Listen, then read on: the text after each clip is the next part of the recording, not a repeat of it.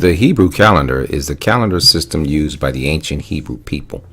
The ancient Hebrew calendar system is based on the moon being a lunar system as opposed to the sun being a solar system of marking time. The current Gregorian calendar system was created by Pope Gregory XIII in the year 1582 AD.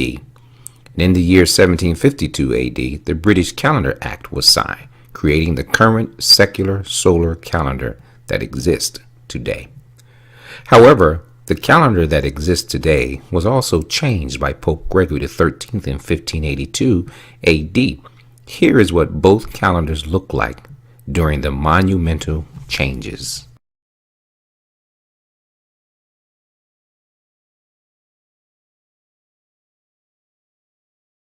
The original goal of the Gregorian calendar was to change the date of Easter. In 1582, when Pope Gregory XIII introduced his Gregorian calendar, Europe adhered to the Julian calendar, first implemented by Julius Caesar in 46 BC. Since the Roman emperor's system miscalculated the length of the solar year by 11 minutes, the calendar had since fallen out of sync with the seasons.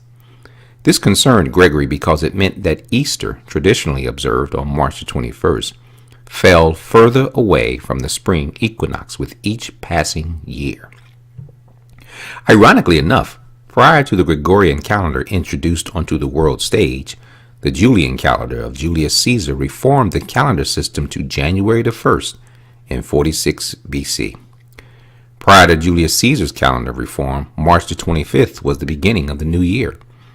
Now, the ironic part about this is the scriptures designate Nisan, or March in the Gregorian calendar, as the beginning of the year.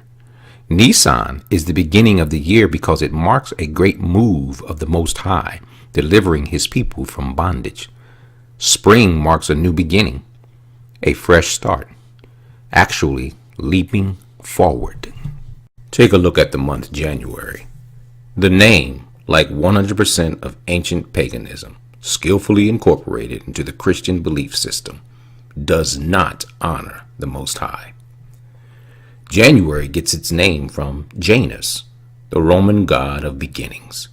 For the Christian, the name January itself is a violation of every principle of belief and practice of the esteemed scriptures.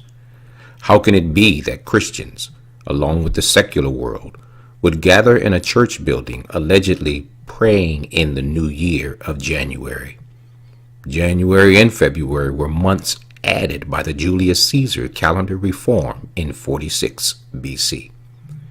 Here's what the Hebrew calendar looks like, and every month is related to an act of the Most High toward his people. Nisan, the month of deliverance from Egyptian captivity. Iyar, the month of healing. Sivan, the month Torah was given at Mount Sinai. Tammuz, the month of mourning when Rome breached the temple. Av, the month both temples were destroyed. Elul, the month of repentance, forgiveness, and mercy. Tishrei, the month of celebrating. Cheshvan, the month Noah entered the ark and left the ark. Kislev, the month to remember the power of light over darkness. Tevet, continued remembrance of good over evil. Shvat, the month of the fruit of trees. Adar, the month of joy and rejoicing.